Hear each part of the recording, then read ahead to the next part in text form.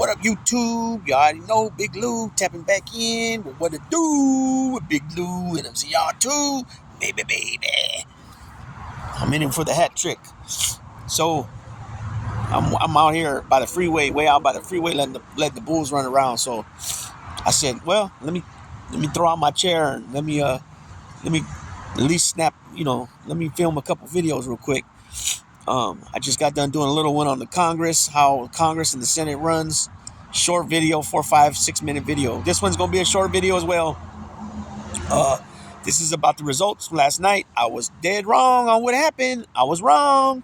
Big Lou could be wrong sometimes. A lot of times. I had Haney winning it in a knockout or TKO, more so than a decision, even though it went to decision. But Ryan Garcia came right out and handled business, rocked him with the left hook almost immediately, right out the gate, right out the bell. Round 2, Haney came out, he came out, got his composure back, came out, started boxing like the boxing technician he is. And it seemed like every time he was, taking care of business, handling it, controlling the fight, it seemed that Ryan Garcia would catch him with one of his patented left hooks and rock him. He dropped him 3 times. He rocked him really bad in the first round. But like I said, Haney was able to recover. And then he dropped him 3 times later on. I think it was round 10, round 11, and I think round 8 or 9. But on the clinch, Ryan hit him on the break on the clinch, and the ref took a point from him. So that's what happened there. But man, Ryan said, "Don't worry about it." Told the fans, "Don't trip off his behavior leading up to the fight." So I got a comment from Nick M, my guy out of Mass, and he said that that Ryan sold the fight. He did. He let the fight. He let everybody believing that he was going to be off the hook. That because of his mental state or behavior, that maybe the fight wouldn't go through. And then he didn't make weight. He started chugging beer on the scales. Just had people wondering what the hell's going on here. You know what I mean? So the unfortunate part about all this, though, is that at the end of the day, Ryan Garcia can't seem to get out of his own way no matter what. Even though he came out there and fought really well, at the end of the day, it didn't translate to and the new WBC junior welterweight champion. No. And the other funny part about it is that after Ryan Garcia didn't make weight, that means that there are only 2 things that could happen.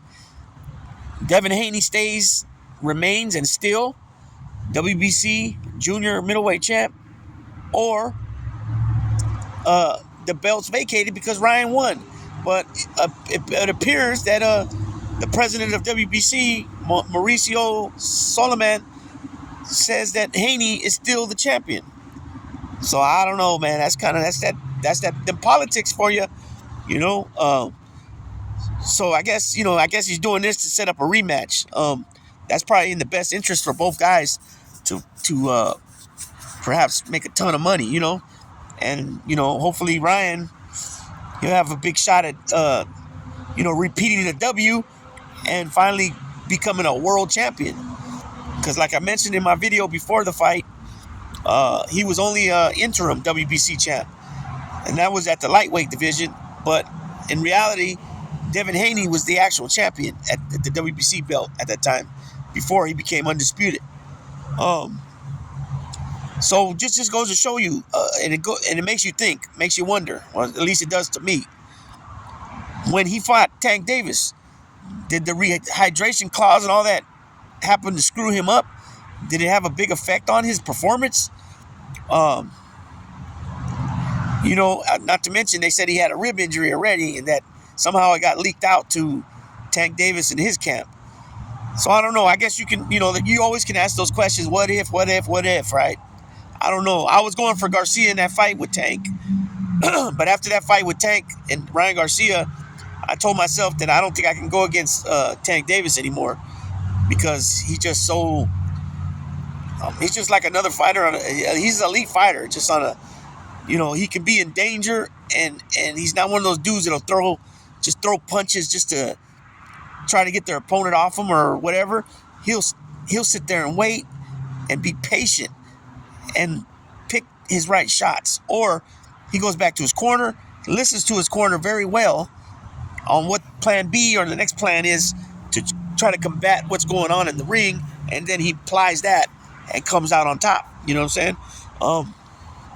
Yeah, so I don't know. I don't know what could have happened, if that rehydration caused and all that, because, he did get a lot of blowback from that, Tank Davis. You know what I mean? So just something to think about. I'm not saying one way or another. Just something to think about. But yeah, at the end of the day, man, Ryan Garcia went in there. He handled his business, but did not come out champ, even though he won. And I still don't see how one of the refs had it a draw. You're talking about the champion getting put down 3 times, and on top of that, getting rocked a couple of times. That the champion, if the champion gets knocked, of course, if he gets knocked out, but if the champion gets outboxed so bad he makes him look stupid, or he gets dropped and beat up pretty good, then the champ lost. You know what I'm saying? But in my opinion, that's what has to happen to the champ. That's why I say Lomachenko didn't beat Devin Haney. If you watch it back very carefully, I had it 7 rounds to 5 Haney. Now, a couple of the rounds could have went 1 point either way. You know what I'm saying? But that's how I had it. And so we'll see what happens. What's next in this division? We still got some powerhouses in the 135, 140 weight classes. Teofimo Lopez, Luke Campbell, Josh Taylor, Regis Porges, Arnold Barbosa, Ryan Garcia, Tank Davis, all these guys, Pitbull Cruz, we'll see what happens. Matias, all these different guys. We'll see what happens. Very exciting, though. That's a very exciting division swing between the the 5 pounds, the 135-pound lightweight, and the 140 junior welterweight. So yeah, we'll see what happens next. See if they sign a rematch. I think if they do rematch, they'll fight sometime probably in October, November, maybe even September. But I do keep you guys' eyes out. I got a video too coming on about the face of boxing. Who is the face of boxing? And I also got an NBA, a WNBA video coming up. Might drop tonight. I don't know. We'll see. With that being said, Big Lou tapping out.